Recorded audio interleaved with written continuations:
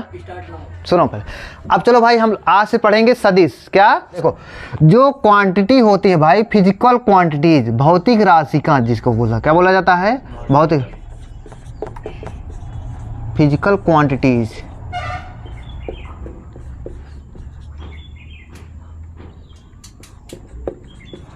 भौतिक राशियां दो प्रकार की होती हैं भाई। भौतिक राशियां दो प्रकार की होती हैं। देखो सुनो पहले, एक होती है स्केलर क्वांटिटी। क्या होती है? Scalar quantity. Scalar quantity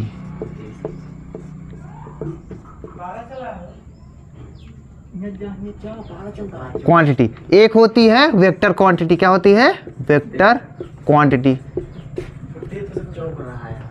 vector scalar quantity हो गया, एक क्या हो गया? Vector quantity. इसको मतलब अदिश राशि और सदिश, ये सब पढ़े हो ना भाई? पढ़े हो। अब यहीं से हम सब रिलेट करते हुए आगे बढ़ते चले जाएंगे। अदिश और क्या होता है? सदिश। सदिश राशि। आप सुनो पहले, जो अदिश राशि होती है इसको व्यक्त करने के लिए क्या होता है बताओ? केवल आपको मैग्नीट्यूड की जरूरत पड़ती है। किसकी जरूरत पड़ती है? मैग्नीट्यूड। मैग्नीट्यूड मतलब समझते हो ना? परिमाण की जरूरत पड़ती है। किसकी? परिमाण की। और वेक्टर को व्यक्त करने, इसको व्यक्त करने के लिए बताओ क्या किसकी जरूरत? केवल मैग्नीट्यूड, परिमाण। कोई आवाज नहीं करेगा। मैग्नीट्यूड। इसको भाई व्यक्त करने के लिए बताओ मैग्नीट्यूड। हाँ, मैग्नीट्यूड और किसकी जरूरत पड़ती है बताओ? केवल और इसकी मतलब दिशा की जरूरत, डायरेक्शन की। किसकी? डायरेक्शन। इसकी जरूरत पड़ती है। तो हमको तो पढ़ना है वेक्टर। तो पहले देखो, तो जैसे देखो पहले स्केलर क्वांटिटी है। स्केलर क्वांटिटी में कुछ एग्जांपल ले ही लिया जाए। एग्जांपल तो देखो, जैसे मान लेते हैं भाई डिस्टेंस हो गया। क्या हो गया? डिस्टेंस। डिस्टेंस मतलब समझते हो ना? दूरी। दूरी क्या हो गई? दूरी क्या होती है बताओ? अदिश राशि। समझे कि नहीं? दूरी हो गया। द्रव्यमान हो गया। क्या हो गया? द्रव्यमान। ये भी क्या होता है भाई? अदिश राशि हो गया। और बताओ जैसे समय हो गया। क्या हो गया? समय। क्या हो गया? समय। अदिश राशि। देखते चलना सब। और जैसे टेम्परेचर हो गया। क्या हो गया? टेम्परेचर। इनको सबको व्यक्त करने के आपको दिशा नहीं बताना पड़ेगा कि भाई 4 डिग्री सेल्सियस है। 4 डिग्री सेल्सियस है तो है, समझे कि नहीं? टेम्परेचर हो गया भाई। और बताओ जैसे पैसा। पैसा बताओ कौन सी राशि है? पैसा भी एक प्रकार देखा जाए अदिश राशि। पैसा हो गया।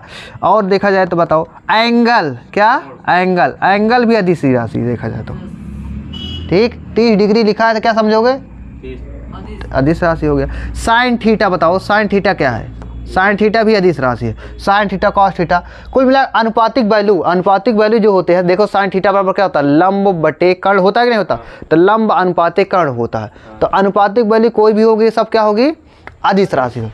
गिनती होती है, गिनती भी अदिश राशि हो गया। समझे कि नहीं? तो ये सब क्या हो गया? अदिश राशि। ठीक, इनको व्यक्त करने के लिए केवल मैग्नीट्यूड की जरूरत पड़े। ये तो हम समझ लिए। ऐसे भाई वेक्टर क्वांटिटी सदिश राशि में क्या होता है? जिनको व्यक्त करने के लिए दिशा के साथ साथ मैग्नीट्यूड की भी जरूरत पड़े ना। तो देखो, तो मैग्नीट्यूड और डायरेक्शन दोनों की। तो इसका बहुत अच्छा एग्जांपल क्या? फोर्स बताओ। जैसे फोर्स। क्या हो गया? फोर्स। फोर्स मतलब समझते हो ना? बल। तो देखो जैसे मान लो, देखो कैसे आप फील करोगे। जैसे मान लो एक बक्सा रखा हुआ है। क्या रखा हुआ है? बक्सा। ये बॉक्स है कोई भाई, बॉक्स है। आप सुनो पहले, इस पर कोई बोल दे कि 5 न्यूटन बल लगाओ। 5 न्यूटन बल लगाओ। तो 5 न्यूटन बल लगाने का मतलब समझते हो ना? इसको कई प्रकार से लगाया जा सकता है। देखो अगर इधर लगाओगे तो ये क्या होगा? इधर जाएगा नहीं जाएगा? इधर जाएगा। अगर नीचे से लगाओगे तो ये ऊपर उठ जाएगा। उठेगा नहीं? उठे। अगर ऊपर से लगाओगे तो नीचे दब जाएगा, जिस पर रहेगा उसके और नीचे चला जाएगा। नहीं समझे ना? तो देखो इधर से लगाओगे भाई तो इधर चला जाएगा। तो देखो कुल मिला के दिशा पे डिपेंड कर रहा है कि नहीं? बल कर रहा है ना भाई। इसीलिए क्या होता है? बल क्या होता है? सदिश राशि। नहीं समझे? दिशा पर पूरा मैटर कर रहा है। अरे यार इधर से लगाओगे तो इधर से लगाओगे तो उधर चला जाए। तो मतलब ये क्या होता है? फोर्स भाई। फोर्स क्या होता है? फोर्स कौन सी राशि है? सदिश राशि। समझे? फोर्स हो गया। अब ऐसे कई राशियां होती हैं। जैसे देखा जाए तो बेग। बेग भी सदिश राशि हो गई। त्वरण हो गया। क्या? त्वरण। और बताते चलो भाई, संवेग हो गया। क्या हो गया? संवेग। और बताओ भाई, मोमेंटम ही तो बोल रहे हैं। आवेग भी एक प्रकार की सदिश राशि है। क्या है? आवेग भी सदिश राशि है। विद्युत धारा अदिश राशि होती है। समझे कि नहीं? तो ये सब ऐसे देखा जाए तो बहुत सारी राशियां, ये सब फिजिक्स में पढ़ोगे। लेकिन क्या? विस्थापन भी सदिश राशि है। क्या है? विस्थापन। दूरी अदिश है। क्या है? दूरी अदिश है। विस्थापन सदिश राशि है। दूरी अदिश है। समझ में ना? ये सब ऐसे। तो कुल मिला के भौतिक राशि है दो प्रकार की, एक अदिश एक सदिश। चाल भी अदिश राशि है। क्या है? चाल अदिश राशि। चाल अदिश, वेग सदिश। समझे नहीं भैया? ऐसे समझ में आया आपको? ये सभी सदिश राशि, ये क्या हो गई, सॉरी अरे यार इधर चाल इधर होगा ना भैया, चाल अदिश राशि है, अब वेग सदिश राशि है। समझे? ये सब समझ में आया आपको? अब आपको दिखाया जाएगा, अब आपको सिखाते हैं कि कैसे वेक्टर को आप कैसे रिप्रेजेंट करोगे, कैसे उसको निरूपित करोगे, कैसे दिखाओगे कि वेक्टर लिखा है। समझे ना? सदिश का रिप्रेजेंटेशन कैसे दिखाना जाता है उसको बस सीखते हैं। ये समझ में आया ना? चलो ठीक है, इसको भाई आओ मिटाओ जी, मिटाओ चलो। अब आपको दिखाते हैं कैसे सदिश को निरूपित करोगे कैसे। ठीक, तो देखो आप देखते चलना भाई। जैसे सुनो पहले, जैसे देखो लाइन बता, लाइन जानते हो ना, रेखा जिसे बोल जाता था। तो रेखा भाई जैसे देखो एक लाइन ऐसे जा रही है लाइन, तो बताओ इसकी दिशा कितनी प्रकार से किधर किधर जा सकती है लाइन? या तो इधर जा सकती है तो इधर, बस दो ही जा सकता है, दो ही तरफ जा सकता है नहीं। ठीक है भाई, जैसे ये कोई ऐसी लाइन जा रही है, बताओ ये किधर किधर किधर जा सकती है? ये तो इधर, ये तो इधर। तो मतलब लाइन की एक प्रकार के दो ही दिशा होती है भाई, या तो इधर जाएगी या तो इधर जाएगी। अगर सर ये नहीं तो लाइन नहीं बोला जाएगा। समझे कि नहीं? लाइन एक सीधी ही रेखा जा होती है ना। अब सुनो पहले, अब ऐसे हमको सीखना है वेक्टर। क्या? वेक्टर भी एक प्रकार की लाइन ही तरह होता है। समझे कि नहीं? तो वेक्टर का देखो सुनो, वेक्टर लाइन में ही अगर आपको दिशा दे दिया जाए कि हाँ इधर ही जा रही है, और उसका परिमाण दे दिया जाए तो क्या बन जाता है? वेक्टर बन जाता है। तो देखो जैसे मान लो एक ऐसे दिया गया है, ऐसे इसमें एक एरो इधर बना दिया है, तो बताओ ये किधर जा रहा है? इधर जा रहा है कि नहीं जा रहा है? चलो ठीक है भाई, अब इसको आपको बताना है। ये जैसे इसको देखो सुनो, तो इसका देखो यहाँ से स्टार्ट होकर इधर जा रहा है ना, तो इसको बोला जाता है इनिशियल। क्या बोला जाता है? Initial point. इनिशियल पॉइंट क्या बोला जाएगा? इनिशियल। इसको बोला जाएगा टर्मिनल पॉइंट। क्या बोला जाएगा? Terminal point. इसको बोला जाता है आरंभिक सिरा, इसको बोला जाता है अंतिम सिरा। आरंभिक अंतिम, आरंभिक अंतिम, मतलब यहाँ से स्टार्ट होगा यहाँ समाप्त हो रहा है। ठीक, तो देखो ये वाला मान लेते हैं ए है। क्या है? ए है। ये क्या है? बी है। ए बी, कहाँ से स्टार्ट हो रहा है? जहाँ से स्टार्ट हो रहा है उसको ए बोला जाएगा, जहाँ पर खत्म हो रहा हो बी। तो ये एक प्रकार का ये वेक्टर है। क्या है? वेक्टर। इसको भाई लिखा कैसे जाएगा? इसको बोला जाएगा ए बी वेक्टर। नहीं समझे? A B vector. समझे? जैसे आपको कहीं पर ऐसे दिया गया है, ऐसे सी डी, तो बताओ इसको कैसे बोलोगे? इसको क्या बोलोगे बताओ? C D vector. वेक्टर के साइन बार बार जैसे ऊपर लगाओगे ना तो ऐसे ही रहेगा, ऐसे नहीं कि जैसे इधर लाइन बनी है तो हम घुमा दिया जाए, हमेशा ही। हाँ ऐसे ही होगा। समझे कि नहीं समझे? तो ये क्या है? ये सदिश का निरूपण है। क्या है? सदिश का निरूपण। बात समझ में आया आपको? ठीक है। अच्छा देखो भाई, हमेशा ऐसे ही नहीं लिखा जाए कि A B vector C D vector, ऐसे नहीं। इसको एक तरीके से और भी लिखा जा सकता है। जैसे ए बी वेक्टर है ना, इसको मैं देखो ये कैपिटल दोनों है कि नहीं? कैपिटल लेटर है, इसको स्मॉल लेटर में इसको मैं ऐसे भी लिख रहा हूँ, लिख सकता हूँ। स्मॉल ए लिख दूँ, स्मॉल ए वेक्टर, स्मॉल ए वेक्टर। जैसे सी डी वेक्टर है तो इसको मैं आसानी से लिख सकता हूँ स्मॉल। हाँ उससे, अरे उससे अल्फ़ाबेट से मतलब ही नहीं है। समझे नहीं? बी वेक्टर भी लिख सकते हो, मतलब स्मॉल में केवल एक ही लेटर लिखना पड़ेगा। स्मॉल में एक ही लेटर।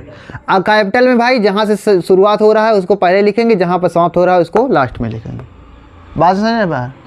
तो भाई देखो जैसे कहीं पर ये लिखा है, इधर देखो भाई जैसे ये लिखा है, जैसे लिखा है यहाँ पर जेड वाई। क्या लिखा है? Z Y. तो इसको बताओ क्या पढ़ोगे? बताओ जेड वाई वेक्टर, ऐसे होगा। बात समझ में आया? Z Y vector. या इसको क्या बोल सकते हो? ए वेक्टर बोल सकते हो, बी वेक्टर, सी वेक्टर, कोई बोल, लेकिन स्मॉल में बोलना पड़ेगा। बात समझ में आया ना? ये क्या होगा? ये सदिश का निरूपण है। क्या है? सदिश का। तो ये तो मतलब दिशा बता रहा है कि जेड से स्टार्ट होकर वाई की तरफ जा रहा है। समझे नहीं? तो ये दिशा हो गया। लेकिन वेक्टर को, वेक्टर क्या होता है? दिशा भी होती है और परिमाण मैग्नीट्यूड भी होता है। तो इसका मैग्नीट्यूड क्या होगा? इसका मैग्नीट्यूड क्या होगा? इसका मैग्नीट्यूड होगा भाई इस लाइन की लंबाई ही इसका मैग्नीट्यूड हो जाएगा। क्या होगा, इस लाइन की लंबाई, इसको माप लो, इसको मापने के बाद जितनी लंबाई होगा उसका क्या होगा, मैग्नीट्यूड होगा। समझे नहीं?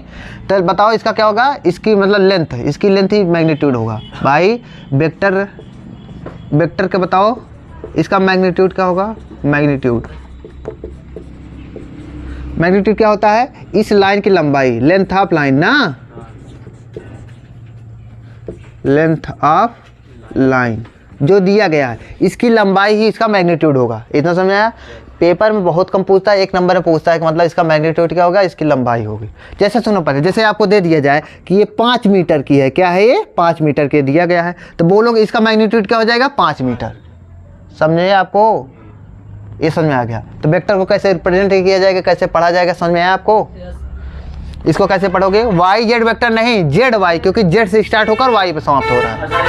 CD वेक्टर है, आप उल्टा चित्र बनाए हैं। हाँ तो हम लोग कैसे जानेंगे कि उल्टा बनाना है या सीधा? C से D तरफ जा रहा है, सी से डी की तरफ जा रहा है ना ऐसे। अरे तो इस तरफ तीर कर देंगे। सुनो पहले हमारी बात सुनो, आपको सुनो पहले, जैसे आपको ये दिया रहेगा, खुद ही बनाया रहेगा, CDSH बनाया रहेगा, तो आप कैसे लिखोगे, CD वेक्टर। C से D। ये तो आगे हम सिखा रहे हैं ना, आगे कैसे इसको कहाँ पर चित्र ना बना रहे हैं। तो चित्र न बना रहे तो आप CD ऐसे भी बना सकते थे। CD वेक्टर ऐसे दिया ना, जरूरत के अनुसार सब बनाया जाएगा। जैसे लिखाओ CD वेक्टर बना दो, उसमें क्या बात समझ में आया आपको? दिशा तो वही है। दिशा वही। तो देखो सुनो पहले, अब यहाँ पर देखो, जैसे आपको CD वेक्टर ये दिया है, कोई बोल दे हम CD वेक्टर नहीं लिखेंगे, हम DC वेक्टर लिखेंगे। क्या लिखेंगे, CD वेक्टर ऐसे दिया है तो DC वेक्टर लिखना है, क्या लिखना है, DC वेक्टर। तो यही लाइन सुनो पहले, यही लाइन अब इधर घुमा दो, यही लाइन इधर घुमा दे तो इधर हो जाएगा, ये क्या हो जाएगा, DC वेक्टर। ये D, ये C। नहीं समझ में आपको? तो सुनो पहले, अब यहाँ पर देखते चलना, जैसे CD वेक्टर, क्या CD वेक्टर बराबर क्या होता है जानते हो, -DC वेक्टर। कुल मिला के इधर जा रहा है, अगर इधर घुमाना है ना तो सामने माइनस आ जाएगा। क्या हो जाएगा, माइनस। क्या आएगा, माइनस। जैसे सुनो पहले, जैसे AB वेक्टर लिखा है, AB वेक्टर बराबर क्या होगा जानते हो, -BA वेक्टर। समझ में आ रहा है नहीं? जो बता रहे हैं सब एकदम इंपॉर्टेंट चीज़ है भाई, इसका हम सवाल में ऐसे यूज करते रहेंगे, सवाल आता रहेगा। ठीक, जैसे आपको कहीं पर लिखा है, जैसे लिखा है भाई A वेक्टर, क्या A वेक्टर लिखा है, A वेक्टर का डायरेक्शन इधर है, इधर जा रहा है A वेक्टर। जैसे मैं बोल दूं भाई यही डायरेक्शन इधर मैं घुमा दूंगा तो क्या मान हो जाएगा, -A वेक्टर हो जाएगा। समझ में आया? OP वेक्टर है, क्या है, OP वेक्टर बराबर क्या हो जाएगा, -PO वेक्टर हो जाएगा। ये सभी आपको कॉन्सेप्ट समझ में आया कि नहीं आया ना? जैसे वेक्टर दिया है उसकी भाई मैग्नीट्यूड क्या हो जाएगा, इसी की लंबाई, कितना दूर तक है उसी की लंबाई, इसका मैग्नीट्यूड हो जाएगा। ये समझ में आया ना? इसको भाई इरेज करते हैं, मिटाओ। चलो भाई, अब हम सीखेंगे क्या जानते हो, पोजीशन वेक्टर सब लिखेंगे भाई, मतलब स्थिर सदिश। इसी पे पूरा मैटर करेगा, पूरा वेक्टर इसी पे होगा। इसको हम सिखाते भी आसानी से सिखाते हैं, समझे कि नहीं? जैसे सुनो पहले, अभी तक आप पढ़े थे निर्देशांक, कोई भी पॉइंट होता था सभी का कुछ ना कुछ निर्देशांक होता था कि नहीं होता था। जैसे सुनो पहले निर्देशांक पढ़ते थे ना, 2,3, अरे यार 2,3, 4,5, ये सब क्या है, ये x अक्ष का निर्देशांक है, ये y अक्ष का, ये x अक्ष का, ये y अक्ष। समझे नहीं? आप सुनो पहले, अब वेक्टर में क्या पढ़ा जाएगा जानते हो, अभी तक केवल x अक्ष y अक्ष पढ़े थे ना आप लोग, अब आएगा आपको z अक्ष भी आएगा। क्या आएगा, z अक्ष। तो सुनो पहले कैसे दिखाया जाएगा, सुनो, जैसे मान लो ये हो गया भाई, ये ऐसे और ऐसे आ जाएगा, ये मानते हैं x अक्ष है, ये y अक्ष है, ये क्या है, z अक्ष। z अक्ष सुनो पहले, जैसे भाई पेन दो थोड़ा, तो सुनो पहले, जैसे देखो इधर आप लोग, ये x अक्ष, ये y अक्ष, z अक्ष ऐसे हो गया। बात समझ में आया कि नहीं है? तीनों एक दूसरे के लंबवत। लेकिन भाई ये बनाया तो इसमें जा नहीं सकता ना। तो देखो जैसे मान लेते हैं, ये ऐसे हो गया, ये x अक्ष, ये y अक्ष, ये जो सामने लिखा है ये z अक्ष। अब इसमें बाहर थोड़ा निकाल पाओगे, तो इसको समझ लेना, एज्यूम करो बस, ऐसे सोचो कि ये z अक्ष बाहर निकला हुआ है। ठीक, हाँ इधर पकड़ो। 3D हो गया, वेक्टर हो गया। इसमें आपको कुल मिला के आपको थोड़ा समझाना भी पड़ेगा और आपको कुछ सोचना भी पड़ेगा, ऐसे मतलब कल्पना भी करना पड़ेगा कि बाहर ऐसे जा रहा है, ऐसे क्या हो रहा है। ठीक, तो इधर देखो ये क्या है, ये भाई अपना है एक्स अक्ष, वाई अक्ष, जेड अक्ष है। आप सुनो, पहले हमको पढ़ना है इस पोजीशन वेक्टर पढ़ना है। क्या पढ़ना है? Position vector. अब इसको कैसे पढ़ा जाएगा? देखो जैसे यहाँ पर है, इसमें अच्छा बताओ, ये पूरे में भाई कहीं ना कहीं तो एक ना कोई पॉइंट मान लेते हैं। क्या मान लेते हैं? कोई पॉइंट। पोजीशन वेक्टर जो होता है किसी न किसी पॉइंट का होता है। किसका हो? किसी न किसी बिंदु का होता है। तो मान लेते हैं ये कोई बिंदु है। क्या है भाई? ये कोई बिंदु है, ये कोई बिंदु है। अब इस बिंदु की भाई मूल बिंदु यही होगा। क्या होगा? मूल बिंदु। जहाँ से तीनों अक्ष निकलते हैं वहीं को मूल बिंदु बोला जाता है। मूल बिंदु से इस बिंदु के बीच की कुछ ना कुछ दूरी होगी कि नहीं होगी? होगी कि नहीं होगी भाई? पहले एक बात और हमारी समझो, ये बिंदु है, इसका निर्देशांक आपको दिया होगा। मान लेते हैं इसका निर्देशांक है x, y, z। अब पूरे वेक्टर में आपको 3 निर्देशांक दिया होगा, x, y, z। ये दिया है, समझे नहीं? ये मान लेते हैं कोई P बिंदु है। कौन सा बिंदु है? P बिंदु है भाई। अब सुनो, पहले इस P बिंदु का मूल बिंदु से कुछ ना कुछ दूरी होगी कि नहीं होगी? होगी ना। तो मूल बिंदु से दूरी है भाई, ये मूल बिंदु से दूरी। अब ये मूल बिंदु से दूरी कुछ भी हो सकती है, पता ही नहीं है यार, समझे नहीं? तो मूल बिंदु से दूरी भी अब निकालना भाई बताएंगे कैसे क्या निकलेगा। ये क्या है? मूल बिंदु को दिखाया जाता है O से। क्या दिखाया जाता है? O से। तो ये क्या होगा भाई? O से स्टार्ट होकर P पे खत्म हो रहा है। O से स्टार्ट होकर P पे खत्म हो रहा है। तो ये कौन सा बताओ स्थित सदिश क्या हो जाएगा? इसका P बिंदु का स्थित सदिश क्या हो जाएगा? OP वेक्टर हो जाएगा। क्या हो जाएगा? OP vector. समझे कि नहीं? OP वेक्टर बराबर क्या होगा? OP बराबर, देखो निर्देशांक आपको दिया है ना x, y, z ना। देखो क्या लिखोगे? x i cap. क्या लिखोगे? x i cap. प्लस में i है भाई x अक्ष का, x अक्ष की दिशा बताता है i। ये x अक्ष की दिशा बताता, और j y अक्ष की दिशा बताएगा, और k z अक्ष की दिशा बताएगा। क्योंकि भाई आपको परिमाण की भी आवश्यकता है, दिशा की भी आवश्यकता है। उल्लू हो तुम। आई कैप एक साथ में लिखा जाता है, आई कैप एक साथ में लिखा जाता है, समझेंगे? आई कैप एक साथ में। अच्छा बताओ, जैसे ए लिखा है, सुनो पहले, आई लिखा है तो इसका मतलब क्या है बताओ? भाई सबका रिप्रेजेंटेशन है, समझे नहीं? तो आई कैप, आई इस तरह रहेगा तो आप समझ लोगे भाई ये तो आई ABCD वाला आई है। आई कैप लिखा गया है तो इसका मतलब क्या हो गया कि ये आपको दिशा बताने वाली चीज़ है। नहीं, तो कैप का मतलब होता है देखा जाए इकाई सदिश है। कौन सा सदिश है? इकाई। आई कैप मतलब इकाई सदिश। ये आगे सिखाया जाएगा भाई, अभी तो केवल पोजीशन वेक्टर बता रहे हैं ना। आपको इकाई सदिश पढ़ाया जाएगा, आपको जीरो सदिश पढ़ाया जाएगा, सब शून्य सदिश सब पढ़ाया जाएगा, समझेंगे नहीं? अब सुनो पहले, जैसे OP वेक्टर है, OP वेक्टर बराबर मैंने क्या बोला? x i cap plus y j cap plus में z k कैप। यहाँ पर हमने क्या कहाँ से x y z तो आपको दिया गया था, x में मैंने i कैप से मल्टीप्लाई कराया, प्लस में y में j कैप से, प्लस z में k कैप से। तो ये बन गया क्या अपना स्थित सदिश। P वेक्टर का स्थित सदिश ये क्या है बताओ? P बिंदु का स्थित सदिश, P बिंदु का स्थित सदिश।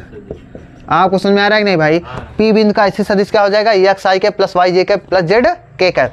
सुनो पहले, जैसे आपको दे दिया जाए, अब क्या होगा? OP वेक्टर होगा। क्या होगा? OP vector. जैसे आपको कोई दे दिया जाए, A बिंदु दे दिया जाए, A बिंदु जिसका निर्देशांक है 2, 3, 4, इसका बोल दे इसका स्थित सदिश बताओ क्या होगा?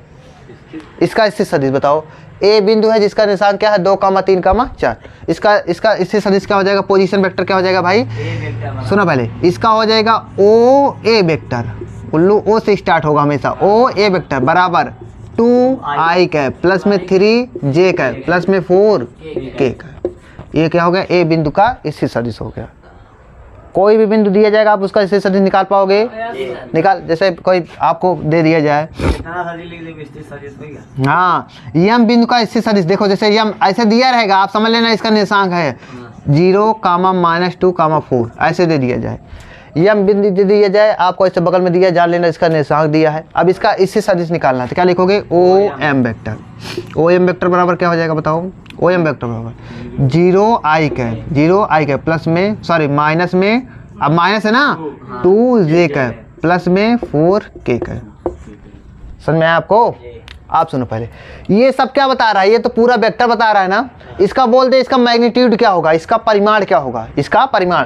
तो स्थिर सदिश का परिमाण कैसे निकाला जाता है, स्थिर सदिश का परिमाण, परिमाण मतलब मैग्नीट्यूड कैसे निकालोगे भाई, मैग्नीट्यूड। तो देखो इधर, जैसे ओपी वेक्टर का मैग्नीट्यूड क्या होगा, इधर देखो ओपी वेक्टर का मैग्नीट्यूड, मैग्नीट्यूड में लगा देते हैं मॉडुलस, क्या लगा देते हैं मॉडुलस, ओपी वेक्टर का मॉडुलस। ये क्या होता है, परिमाण बताता है, मॉडुलस क्या बताता है, परिमाण। ओपी वेक्टर लिखा है उसका मॉडुलस। ये कैसे निकलता है, एक रूट बनाओ, क्या बनाओ, रूट ऐसे बना लो, समझते चलना। रूट में क्या लिखा है बताओ, आई कैप, आई कैप के बगल में क्या लिखा है, ये एक्स लिखा है, या पी बिंदु जो दिया था, पी बिंदु का निर्देशांक क्या था, एक्स कामा वाई कामा जेड, सभी का स्क्वायर लगाओ, एक्स स्क्वायर प्लस में वाई स्क्वायर प्लस में जेड स्क्वायर। ये क्या हो जाएगा भाई, इसका मॉडुलस मतलब इसका परिमाण हो जाएगा। ओपी वेक्टर या पी बिंदु का स्थिर सदिश जो बनेगा उसका परिमाण क्या होगा, X square plus Y square plus में जेड स्क्वायर। समझ में आया। जैसे बताओ, जैसे ओ ए वेक्टर का मैग्नीट्यूड क्या हो जाएगा, ओ ए वेक्टर का मैग्नीट्यूड, तो ओ ए वेक्टर का मैग्नीट्यूड भाई, पहले वेक्टर मतलब ओ ए वेक्टर का मैग्नीट्यूड ये बताएगा। तो पहले एक रूट बनाओ, क्या बनाओ, रूट। रूट में बताओ 2 का स्क्वायर प्लस में 3 का स्क्वायर प्लस में 4 का स्क्वायर। तो भाई सॉल्व करो, 4 9 4 13 13 16 29, तो क्या हो जाएगा रूट में 29। ओ ए वेक्टर का परिमाण हो गया। आपको समझ में आ रहा है कि नहीं आ रहा, ये समझ में आ रहा है ना भाई, तो समझ में आ रहा है, बहुत अच्छी बात है भाई। इसको मिटाओ फिर चलो।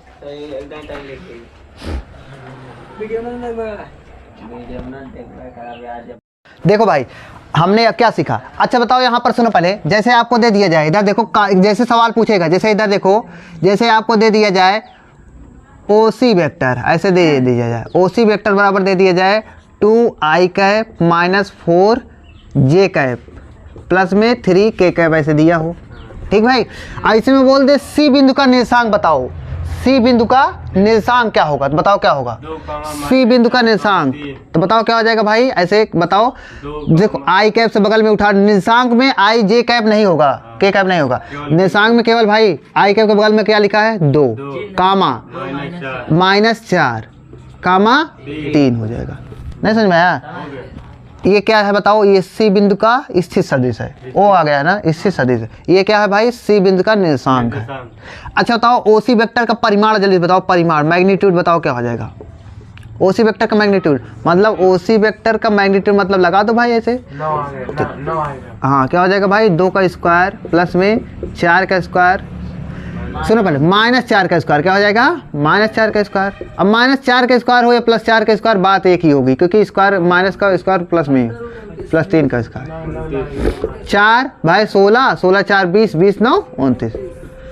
आपको समझ में आया कि नहीं, आप कोई भी बिंदु दिया रहेगा उसका मैग्नीट्यूड निकाल लोगे, उसका स्थिर सदिश निकाल लोगे ना, बहुत बढ़िया। ये समझना बहुत ज़्यादा जरूरी था, समझ में आया।